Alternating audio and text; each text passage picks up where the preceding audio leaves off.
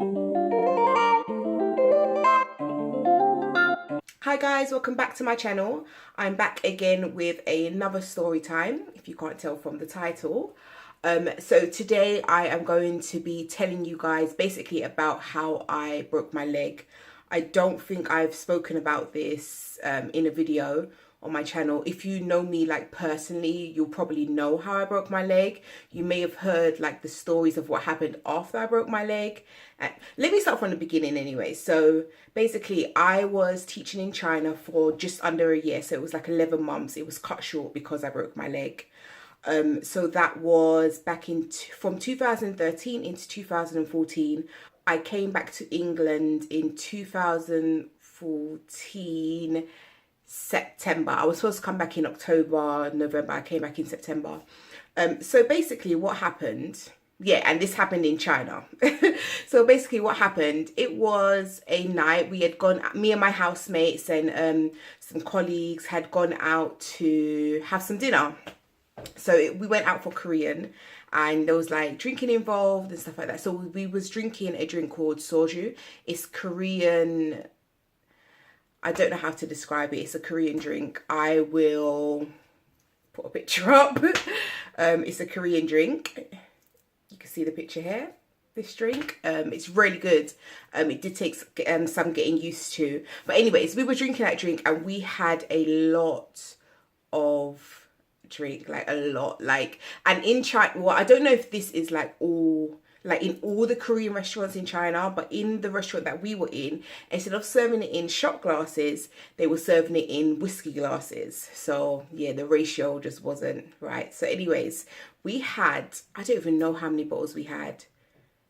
We had a lot of bottles, yeah.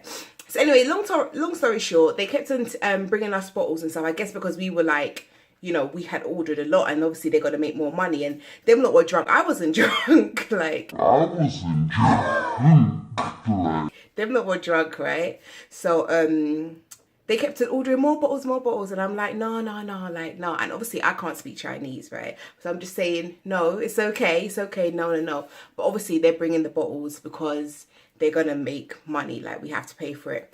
Anyway, so yeah, we consumed the alcohol and stuff, and then we're getting ready to go. So we're leaving, and then like what my housemate's girlfriend at the time, wife now, you saw in one of my previous videos, she was feeling really sick. So I rushed back into the restaurant to get some water. Basically, it was all chaos. I rushed back in the restaurant to get some water because she's feels sick. So in the taxi now, again, I don't speak Chinese. So she's telling him some next address because like she's off her head. Some next address. So I'm like, no, bruv. Like, you need to take us to this place. Like, I learned how to say that in Chinese. Like, can't remember now, but when I need to get home, I need to get home. So that was the first thing I learned, apart from like saying no and yes and hello and stuff. So I told him our address. So then we are on the opposite side of the road from where our house is, because that's like, you know, back and forth. That's the way that the car comes or whatever. We came from that direction. So the taxi stops. So then I get out the taxi and I'm helping one of my housemates across the road. So we have to, it's raining as well. It's raining. So we have to climb over this like barrier thing that separates the two come in and go in cars. So basically we get to the other side of the road and I'm supporting him with an umbrella. So I turn around now and I'm like, where are these two people? Like, where my housemate and his girlfriend, like, where are they? I turn around, they're still in the taxi. Oh no, wait, before we got home, before we stopped like in front of our house here, the housemate that I helped across the road, the reason why I was helping him across the road is because he threw up in the car. So right, my housemate's girlfriend is at the front, right? So Daniel, my housemate, is on this side of me, and Bud, my other housemate, is on this side of me. Bud's the one who like so anyways, like we got the window open and he froze up. So I'm like, like, don't fire for me. He froze up all down the car. So before I had helped him across the road, I had the bottle of water that I'd run in the restaurant to get. So I am like washing down the man's car door with this one lamb saying, sorry. He's like, it's okay. So anyways, I get him across the road and I turn around and they're not coming. So I go back across the road. I obviously ain't broke my leg yet, yeah. So I go back across the road and Christine, the girlfriend, can't find, she was in my Brick Lane video, by the way. She can't find her phone. So Daniel is sitting in the passenger seat. He's like, no, I'm not getting out the car. I'm not getting out the car until we find her phone. Till we find her phone. We find her phone. The girl's phone is in her bag. Excuse the lighting, right? I'm sitting in front of my window and yeah, London weather in it. So I don't know how to adjust it. Hopefully it's not too bad for you guys. Anyway, so the phone is in her bag. So anyways, that's fine. I apologize again to the taxi driver because I'm the only one who's in my right mind. I'm tipsy, yeah. Like, I'm almost out of my right mind, but I'm in my right mind more than the rest of them, yeah. So I'm apologizing to the taxi driver, and then Christine gets across the road by herself, and I'm now helping Daniel. Big guy, yeah. So I'm helping Daniel across the road. We get through our gate.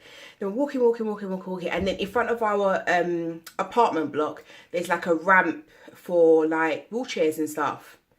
This is where the story begins, yeah. So it's raining. We don't have an umbrella. Only Bud has an umbrella. So I'm helping Daniel now, going up this ramp. And my foot, it's my left leg, yeah, slipped off this ramp because it's raining, right? I've got Daniel like this, so I slipped and basically fell, and as I'm falling, like as my foot fell off this ramp thing, my leg broke basically. And I remember, I don't know if I heard it, you know when you can like hear the feeling, like it's really, I don't know how to explain it, but basically I knew something was wrong because I like heard something break. And I think it was maybe a week before that I was saying I've never broke a bone in my body, like yeah, I've never done that. And like that's what happened. So basically we slipped, fell into this bush, and Daniel fell on top of me. But I'm sure from what I remember, my leg broke before we like fell on the ground. Like I heard it crack as like my foot slipped off of this concrete ramp thing. So anyways, I'm in the bush now, lying down, and I am bawling my eyes out because I'm tired, I'm drunk. So I'm like, well, I'm not drunk, I'm tipsy, so I am hysterical, bawling my eyes out. Them that are laughing, right? Because they think I'm like just being hysterical, like there's nothing wrong. So then Bud and Daniel, they help me up, yeah, but I can't walk, I can't put my foot down. So they're helping me. I am crying my eyes out. We get in the lift, I'm still bawling my eyes out. So we get to our apartment, and then they help me to my room and stuff. And then I don't know what happened. I don't know if I took off my makeup, or I don't think I changed my clothes or anything. And no matter how tipsy I am, I always am able to get home. I take off my makeup, I put on my pajamas and everything because I need to be comfortable. No matter what state I'm in, when I get in my bed, I need to be comfortable so I can sleep soundly, yeah. So I can't remember. I don't think I even changed my clothes. I was just crying, right? And my foot was just there. I was crying. And I remember Daniel knocked on my door and he was like, are you okay? I'm like, yeah. And I'm just crying. And then I fell asleep. So when I woke up, my ankle was the size, like, I didn't even know what was going, like, my ankle was like 5 ankles put together. Like, it was crazy, yeah. So we were in this group chat on this thing called WeChat. It's kind of like WhatsApp, but it's a Chinese thing. So I messaged this group here, and we had another teacher who worked with us, but she lived in the next apartment block. So I texted her, I was like, guys, like, I need to go to the hospital. Something's not right. So she got back to me straight away, and she came over. Bud was awake as well, and he let her in and stuff, and they came over. And basically we had to call the, I think we called a teacher to call the secretary for our school so she can call like an ambulance and stuff. So we basically told her, yeah, Michaela needs to go to the hospital. There's something wrong with her leg. She needs a wheelchair. This is where the story is like, we basically told this woman, before the ambulance even came here, we told this woman, the secretary, I can't remember her name, but we told her, maybe it was a language barrier thing, but we told her we need a wheelchair, like Michaela can't walk, yeah? A wheelchair. So she turns up at our apartment, and I'm there sitting on my bed, yeah, and she goes to touch my ankle. Is she crazy? Like, you see how much pain I'm in, and you got to touch my ankle. Anyway, so Bud and Jahara, Jahara is the other teacher from the other apartment who came over. So Bud and Jahara are there with me. So basically there was 3 guys who came with an ambulance, 3 Chinese men who came with an ambulance, yeah. So I am in my room and I hear they don't have a wheelchair. So I'm like, but I can't walk, like, and I'm not going to be hopping, like, all the way into the lift and food everywhere and stuff. That's just not going to happen. Like, I need a wheelchair, yeah, they don't have a wheelchair. So we must have been there for a good, maybe 15, 20 minutes talking about this wheelchair, why they're a wheelchair, blah, blah, blah. These people, you see the size I am, yeah? These people brought a stretcher. And it's not a stretcher like we know stretchers, like in... I won't even say Western society because I don't know how stretchers are in other places, yeah. But like the proper plastic thing where they strap you in and stuff like that. They brought like an old-fashioned stretcher, like old-fashioned stretcher with the 2. I don't know if it was wood, yeah, but just the material in the middle and then the 2 stick things, yeah, to carry you like that, like old-fashioned stretcher. So I'm like. And the Chinese men were, once they actually saw me, they were probably thinking, hell, because I'm not a small girl. Like, I was just like, kill me now. Like, just kill me. I should have probably died, like, because this is crazy. Anyways, I get on this stretcher, yeah. We had like this long couch in our living room. They got the stretcher on our couch, yeah. I get on the stretcher. They use our cushion to prop up my leg. Our cushion to prop up my leg. And I can't remember if I was strapped into this thing or not. I think I was, yeah. I think I was. They strapped me in. So these 3, was it 3 or 4? I think it was only 3 men anyway. So they carry me out of our apartment now. Our apartment is big. Kind of the hustle and bustle because I'm a big girl, like I'm not light, yeah. That's why I was like, bring a wheelchair. So anyways, they carry me out on this stretcher thing. We get to the lift. How's Michaela getting into the lift, please? Another reason why I said bring a stretcher. We're in the lift, right? No, not even in the lift. We're trying to get in the lift. They stand me up, right? So now my face is up. Obviously, my legs are not on the thing. This is where I'm saying that I was probably strapped in. They put me up, so I'm standing up, like, in the lift. I didn't know you was allowed to do that. Because say if someone, I don't know, somehow they got whiplash in their house or something here, or fall in their house. Are you allowed to now stand that person up, like you're going to create more damage in a lift? Another reason why I said to bring a wheelchair, okay? Anyway, so we get to the bottom now. Then they have to turn me the right way in it. They have to turn me the right way. So, they're carrying me out, yeah, my eyes are open, I'm like this, like, looking.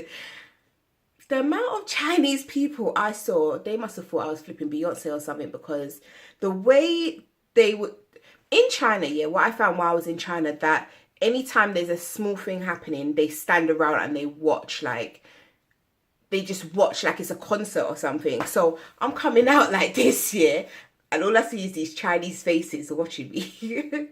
It was crazy, so I just went like this. I was like, what is going on? I felt like I was in the Twilight Zone. Like, it was crazy, yeah. So they put me in the ambulance, yeah. So in the ambulance, the hospital wasn't too far from where we lived. They put me in the ambulance. Another teacher from the school had come to say, like, to travel with me in the ambulance. We got to the hospital, and then they were like, oh, we can give you a wheelchair now. So why couldn't you give me a wheelchair before? Anyways, so they give me a wheelchair, and I have to pay for the wheelchair. I think I had to pay £30 for the wheelchair. I also had to pay for the ambulance. No, I think it was £30 for the ambulance and £10 for the wheelchair. Anyways, whatever. And it wasn't even like they'd asked me about insurance and stuff like that to cover me for that. I just had to pay for it. So I just paid for it anyways. Luckily, I just got paid. So I paid for that and stuff. So the wait was long. Bud and Jahara came to the hospital as well. Bud still had all the the sick on his clothes, and they had work as well. So a few more teachers came to the hospital.